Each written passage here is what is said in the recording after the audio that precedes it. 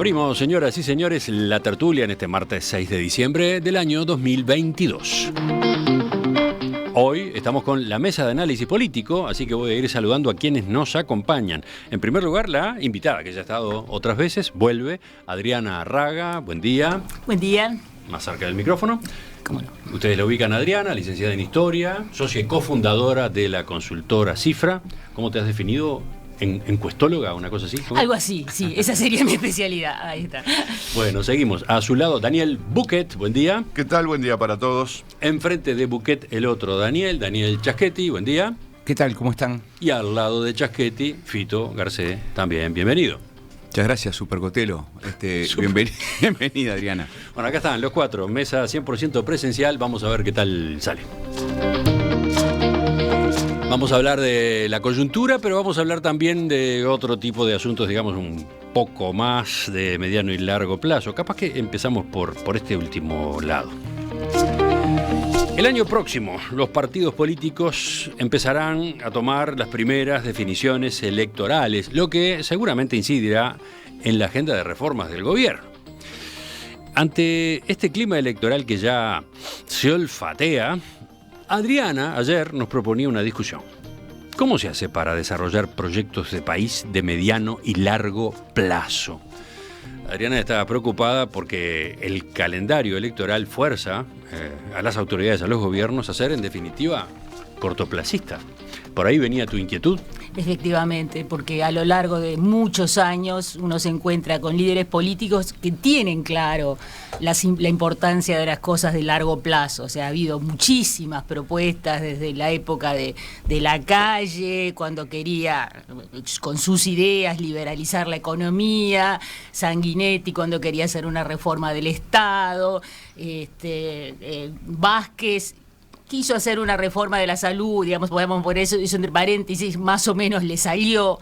Mujica, otra vez, educación, Estado, Lacalle, el nuevo Lacalle, también reformas de largo plazo, y todos como que empiezan y se trancan, Y el país, mientras tanto, no logra despegar con ninguna de esas cosas importantes. Algunas veces se hacen un poquito a medias, alguna cosa tentativa, que de repente el gobierno siguiente da marcha atrás otra vez. Entonces parece que a Uruguay le cuesta pensarse a 20 años, a 30 años, a 50 años, y eso me parece que es una preocupación, no solo uruguaya, me queda clarísimo, pero es un problema para muchos países. ¿Y la causa es el calendario electoral? En parte sí, seguramente no es la única, pero me parece que en parte sí. Los politólogos seguramente tienen más información. Los politólogos, acá tenemos tres, vamos a ver. ¿Es un tema que a ustedes también les interesa? Sí. Me miran a mí. Sí, me interesa muchísimo el tema. De hecho, cuando planteaste esto, Adriana, enseguida pensaba en el libro de Ricardo Pascale, del freno al impulso, que uno de los hilos conductores de ese libro es precisamente, que el urgente no deja tiempo para el importante, ¿no? Que nos cuesta mucho pensar el futuro, que hay que instalar más la reflexión sobre el futuro del Uruguay.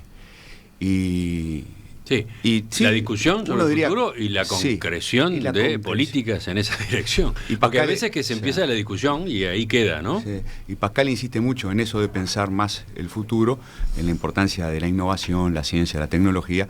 Dicho sea de paso, es uno de los asuntos en los que hay que poner un ojo a partir del año que viene, ¿no? De qué manera, en esto de pensar el futuro, de qué manera en los programas de los partidos y en los discursos de los candidatos va a aparecer el tema de la innovación. Yo supongo que después del COVID, ¿no? Y después del enorme y brillante protagonismo que tuvo la ciencia en este país, va a aparecer y mucho. Eso espero al menos. Pero tengo más cosas para decir, pero bueno, como primera intervención, más bien estoy de acuerdo con la preocupación.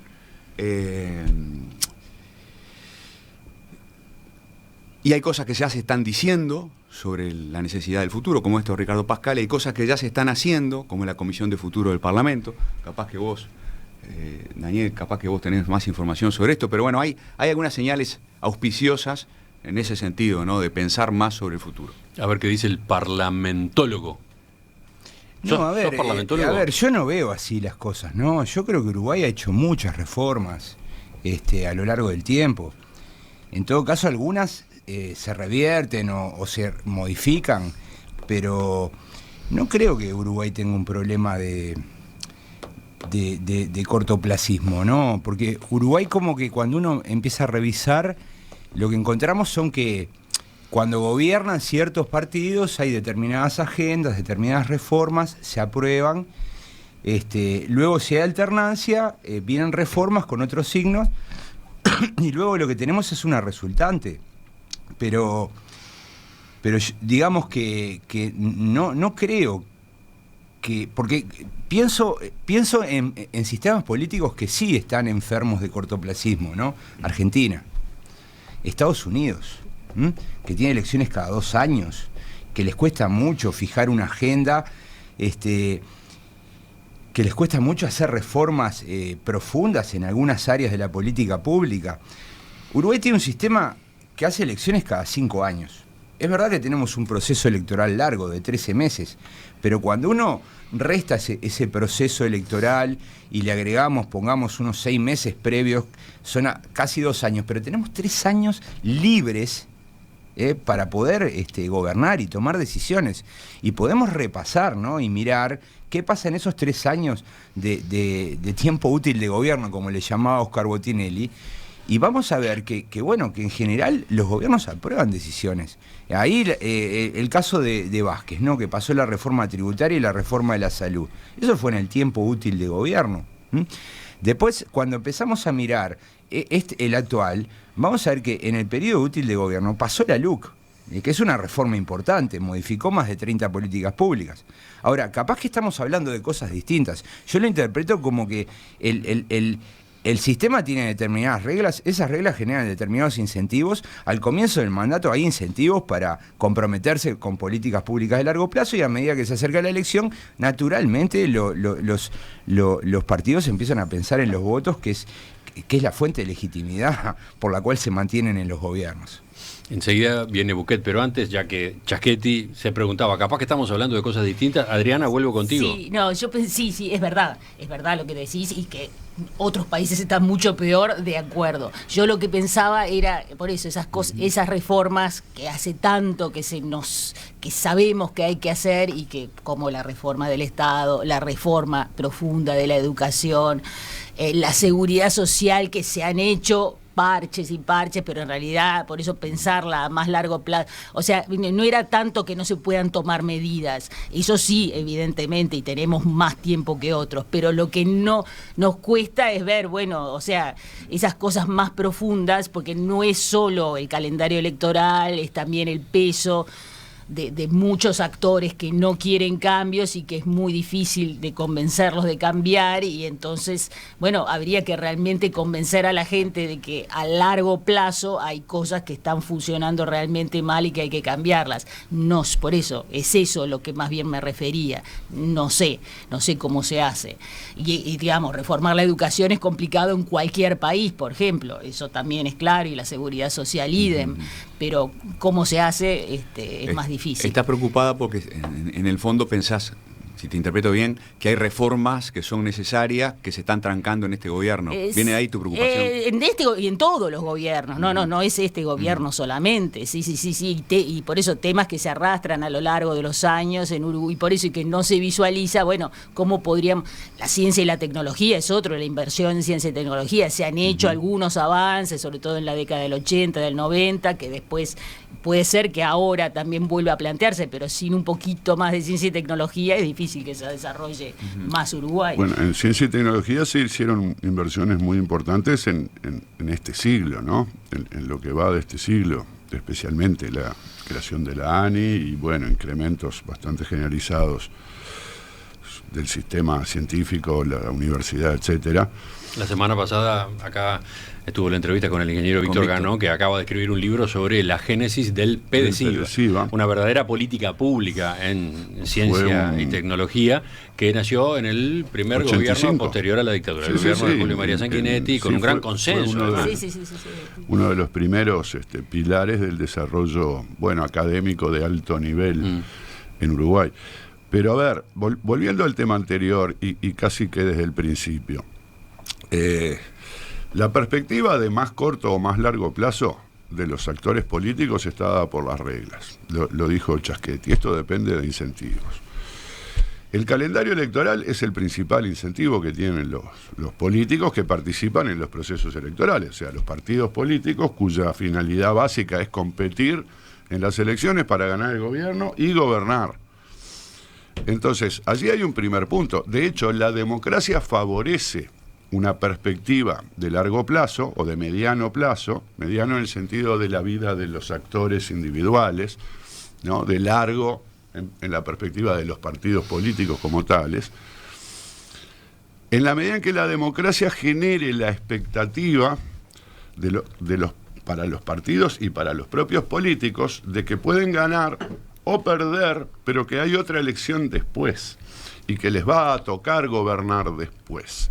Y esto es importante, y yo creo que todos los partidos políticos uruguayos tienen esa perspectiva de mediano plazo. No tienen solo una perspectiva de corto plazo como puede tener un congresista peruano. Los congresistas peruanos no saben nada sobre el futuro. El futuro es absolutamente incierto y la probabilidad de que desaparezcan es altísima.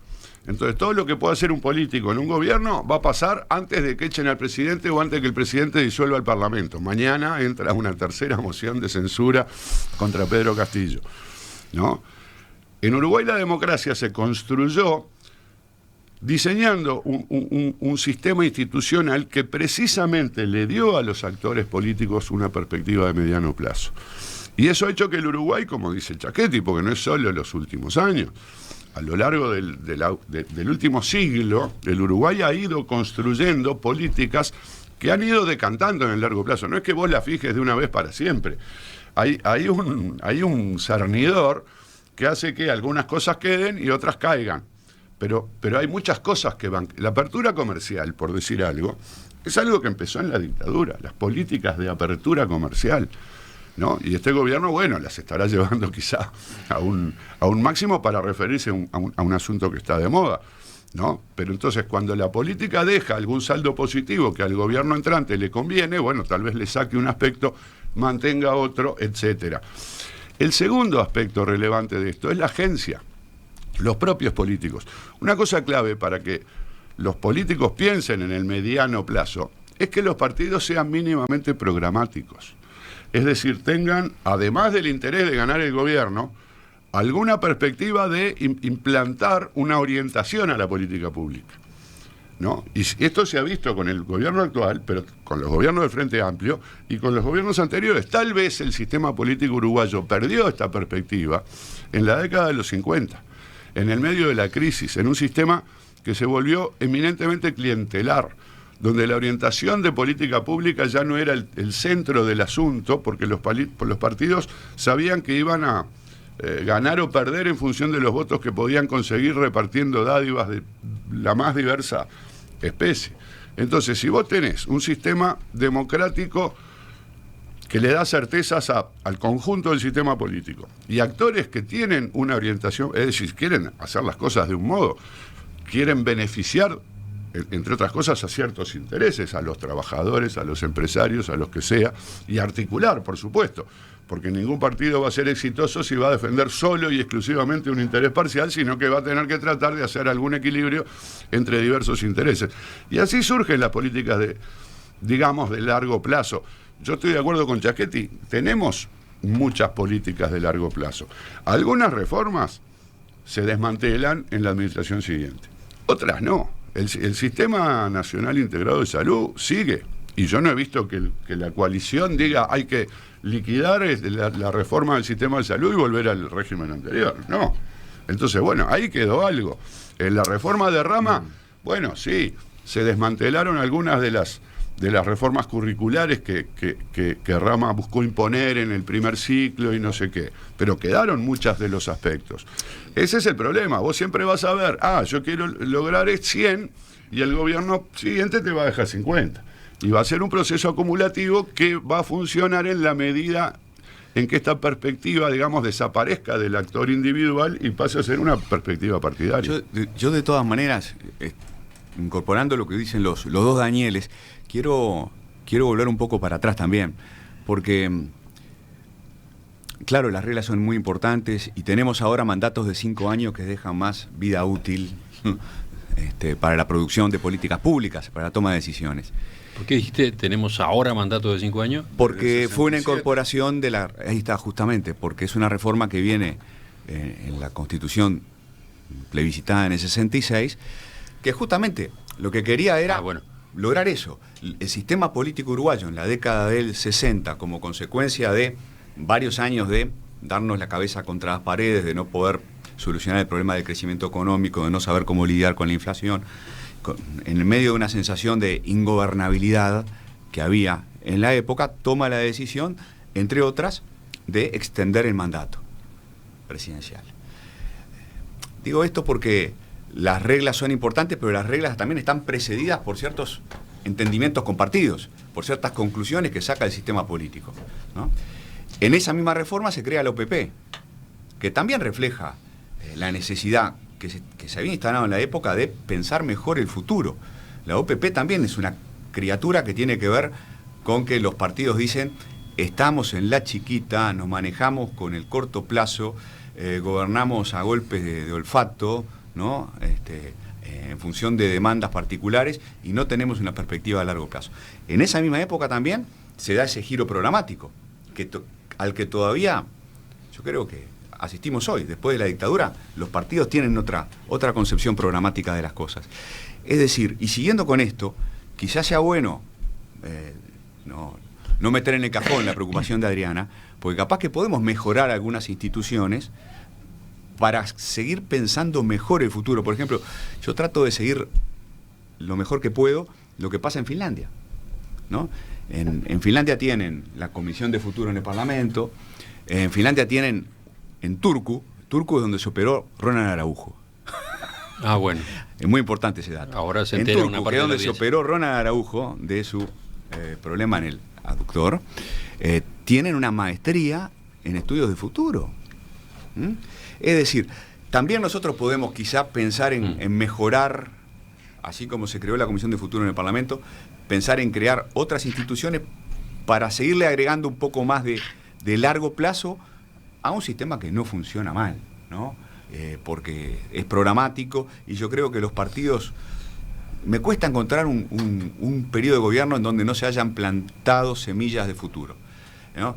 Sanguinetti 1, obsesionado por la transición, Pedesiva, INIA, Centros CAIF, se trajo a Rama desde Chile y lo instaló en la oficina de CEPAL acá. La política de forestación fue forestación, y si podemos seguir gobierno tras gobierno. Valle, el gobierno de Valle, en medio de las 7 plagas, el Pasteur, la trazabilidad, ¿no? Es decir, semillas de futuro. De todas maneras, seguramente podemos hacer mejor las de cosas. la salud, como un ejemplo nada más. El gobierno de Vázquez es un montón. A propósito, recién un oyente, Carlos, decía que fue una reforma profunda, ¿no? ¿Qué es lo que tenemos con el FONASA para que haya servicios de salud a todo el núcleo familiar trabajando uno solo? Por favor, gobierno no de pueden Mujica. decir que eso quedó por el Hay camino. centenares de reformas. A ver, acaban de egresar los primeros licenciados de la UTEC.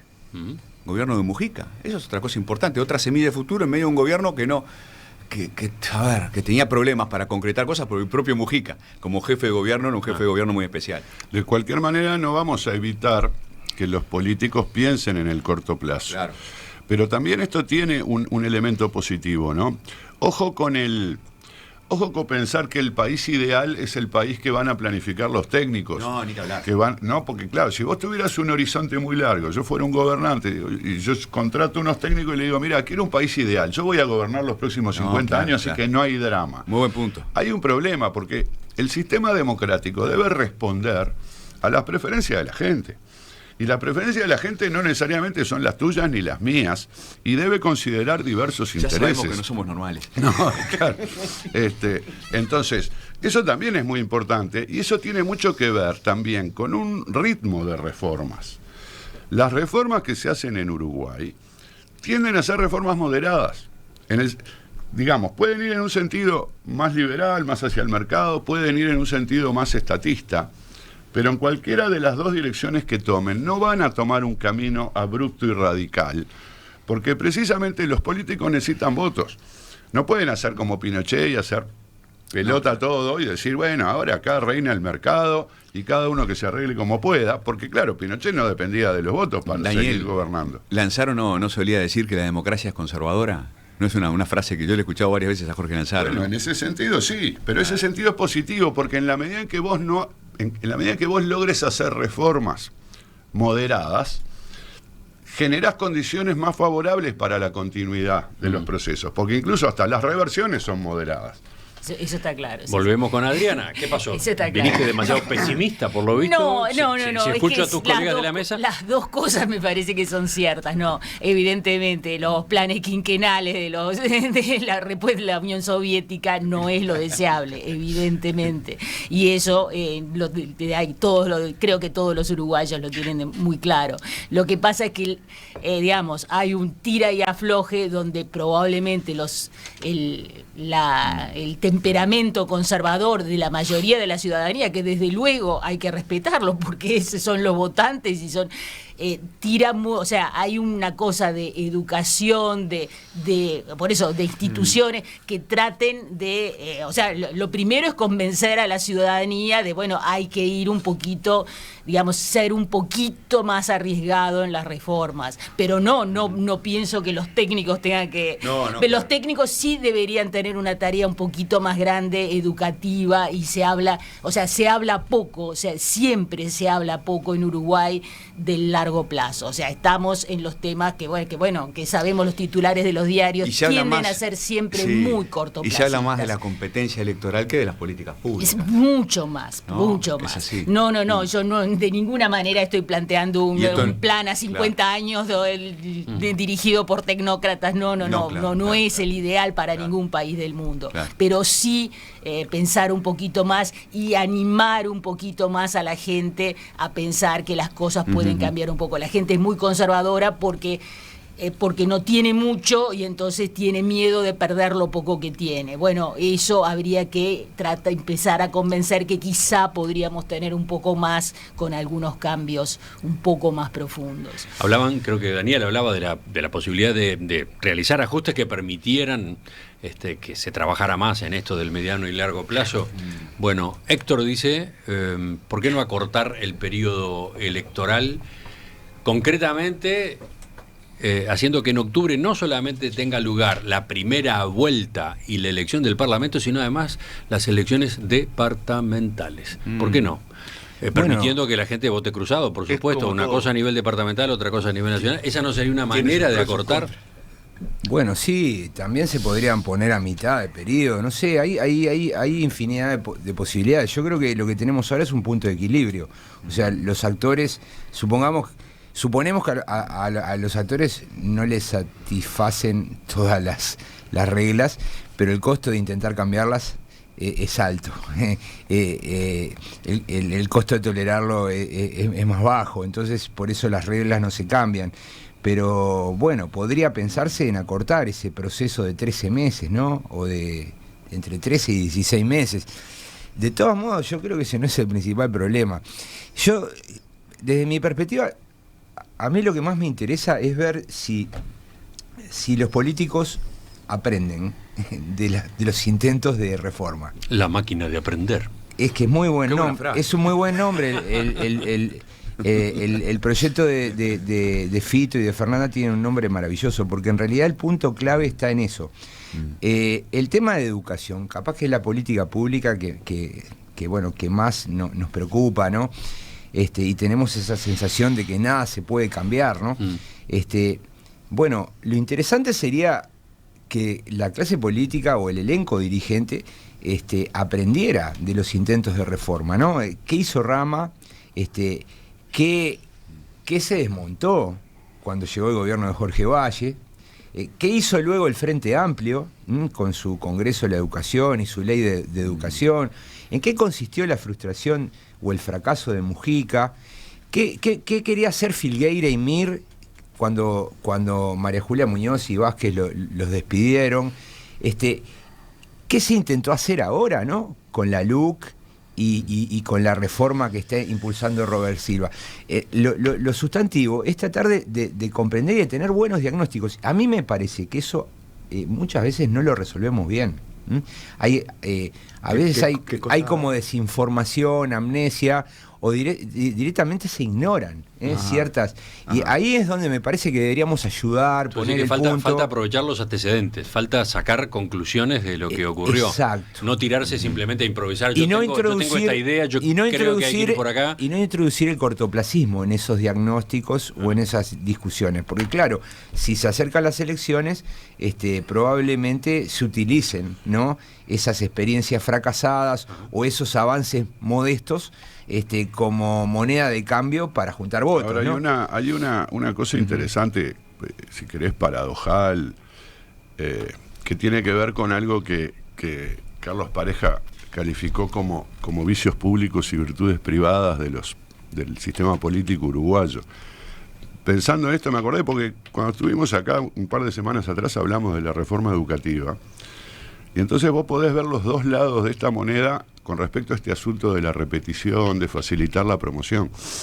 El gobierno anterior en algún momento intentó facilitar la promoción. Claro. Y el hoy gobierno, que era oposición en aquel momento, lo cuestionó duramente, ¿no?, diciendo que se está rifando la calidad de la educación. Ahora este gobierno toma algunas medidas para facilitar la promoción. Y los que antes lo habían hecho ahora dicen, no, este gobierno está destruyendo la calidad de la educación. Es decir, vos tenés estos dos andariveles. Resulta que la política pública educativa, que permite avanzar a Uruguay en la parte, si vos querés, más fácil de avanzar, que es la cobertura del sistema, ¿no? Ir hacia adelante en los sucesivos años donde la cobertura va cayendo dramáticamente, mejorarla. Bueno, una medida que está en la tapa del libro es, bueno, entonces no los eches. Si querés tener más cobertura, dejá que pasen de año, ¿no?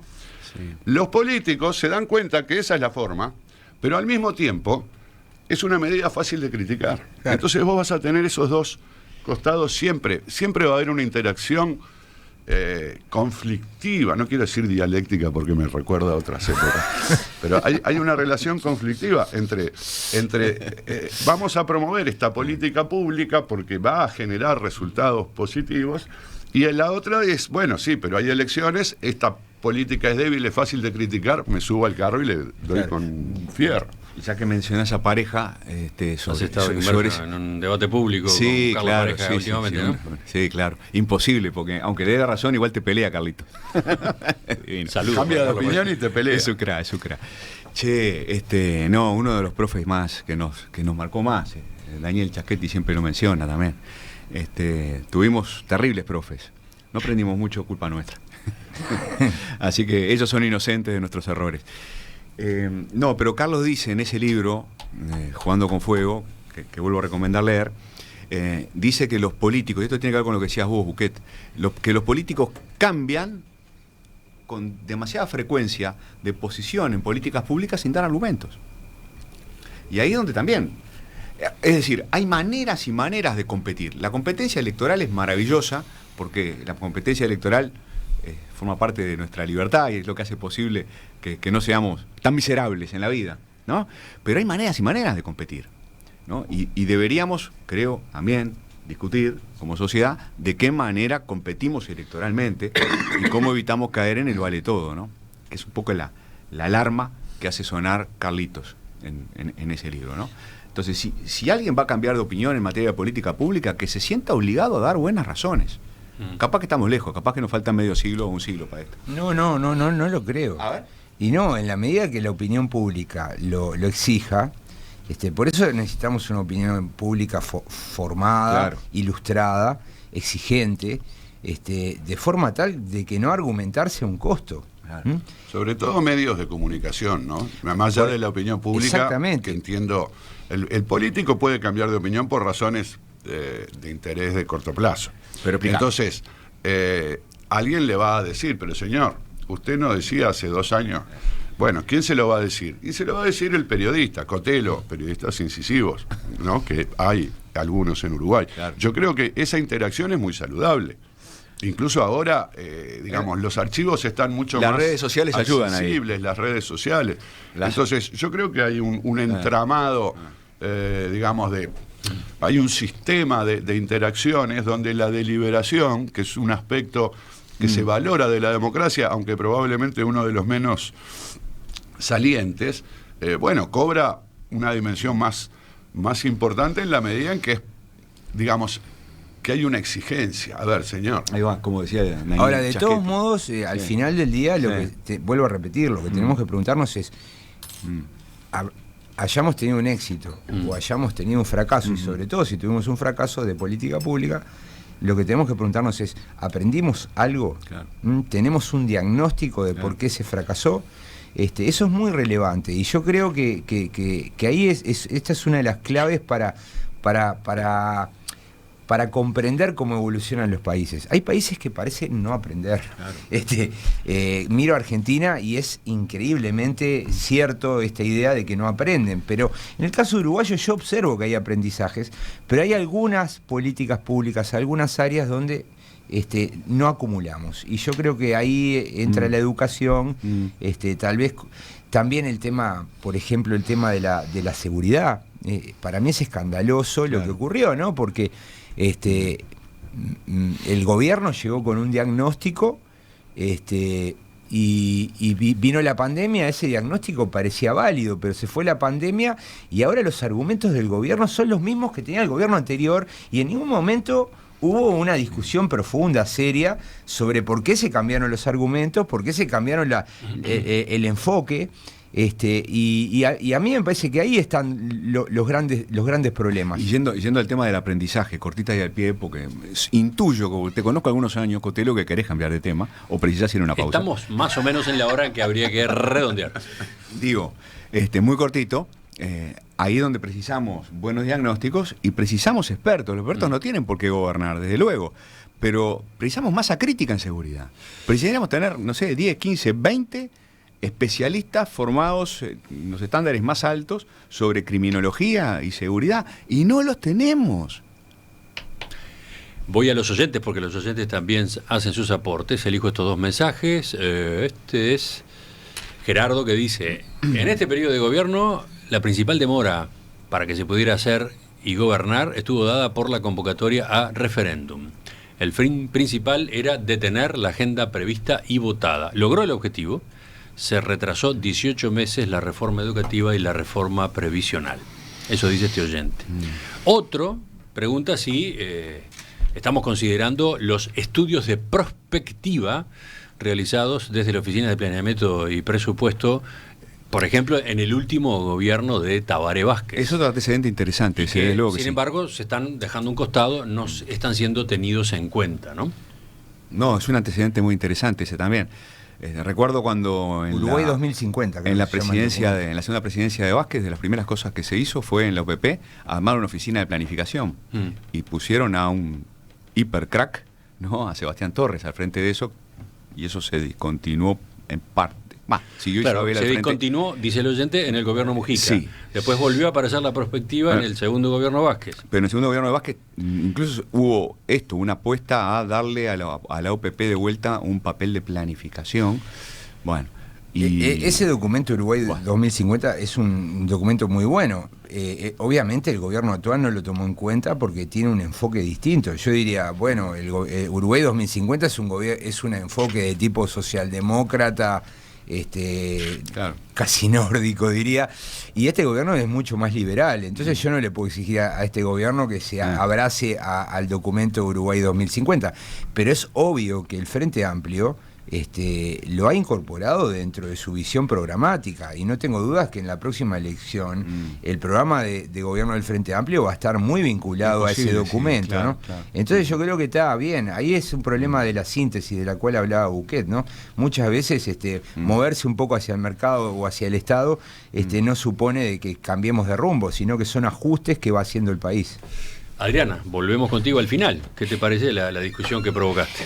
No, me parece re interesante, y sí, creo que en realidad lo que más recojo de esto es que habría que, Bueno, desde mi punto de vista, que siempre estoy analizando la opinión de la ciudadanía, lo que me parece que está faltando es eso, es un poquito más de comunicación de todos los políticos, de convencer a la gente que no todas las medidas deben ser cortoplacistas, o sea, de la necesidad de pensarse a largo plazo. No para poner planes quinquenales, pero sí para empezar a pensar que hay que tomar, por eso, que hay que salir de lo corto. Eso sí, y creo que además los uruguayos tienen la suficiente, digamos, calma, como no sucede en Argentina, para que eso pudiera ser bien recibido. Y como somos un país chico, o sea, tenemos algunas cosas que nos debería facilitar. Entonces sería bueno, por ejemplo, a partir de las próximas elecciones, que hubiera más planteamientos de ese tipo, me parece. Me pongo el sayo también, o mejor dicho, coloco el sayo del lado de los medios de comunicación. Me parece Claro, que la agenda sobre la que trabajamos los periodistas también tiene que reservar estos espacios, ¿no? Sí. Porque si no, la tentación de estar discutiendo el chiquitaje, ¿no? El escándalo del Claro, que es lo interior, que pasa en Argentina. esa Eso es lo mata, que no tenemos que caer. Por supuesto, hay un equilibrio allí, no se puede desatender una denuncia, una determinada situación grave. El asunto está en quedar o no absorbido por eso y tener la posibilidad de prender las famosas luces largas. Emiliano, pero en eso que decís de los medios de comunicación, en la reinstalación o en la instalación del tema de mediano plazo en este país, los medios de comunicación juegan un papel importante. Yo qué sé, sin ir más lejos, 2030, ¿no? Estamos hablando de una experiencia que empezó hace 20 años, ¿no? Con Cotelo, con Juan Carlos Dollenar, ¿no? Con Isabel Viana, con Juan Grompone. Eso fue una gotita de agua que ayudó a que en este país se empezara a hablar hace mucho tiempo de la necesidad del futuro. La diaria. Me colocaste a mí ahí, no estuve. Canalda. Después este programa, después se transformó en un programa de radio que vino a esta radio. Fernando Rosenblatt, ¿no? Fernando Rosenblatt nos dio una mano Uh-huh. en ese momento, pero quiero evocar lo que hizo la diaria. La diaria contribuyó a crear el Día del Futuro en este país. Y hay toda una movida todos los años, octubre y noviembre, que tiene que ver con el futuro. En fin, nada, los medios tienen un papel para jugar.